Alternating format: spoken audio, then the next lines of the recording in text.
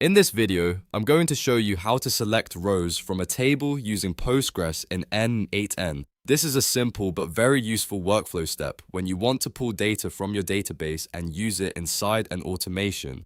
If you're building workflows in N8n, knowing how to do this can save you time and help you connect your database to the rest of your automation with ease. If this video helps, please hit the like button and subscribe for more quick N8n tutorials. Now let's get straight into it.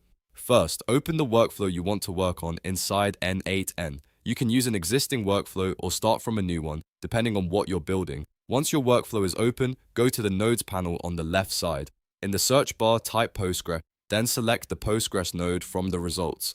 This is the node you'll use to connect N8n to your PostgresQl database. After adding the node, look for the operation options and choose Select Rows from a table. This tells N8n that you want to retrieve data from a table instead of inserting or updating it. Next, choose the credential you want to use. If you already have your database credentials saved in N8n, pick the correct one from the drop-down. If not, you'll need to create and save the proper Postgres credential before continuing. Once the credential is selected, move on to configuring what you want to select. This is where you define the table and the data you want returned. Set the table name, choose any columns you want to include, and adjust filters if you only want specific rows. You can also control how many records are returned depending on your needs. After that, review your settings carefully to make sure everything is pointing to the correct table and the correct database connection. Once it looks good, run the node to test it.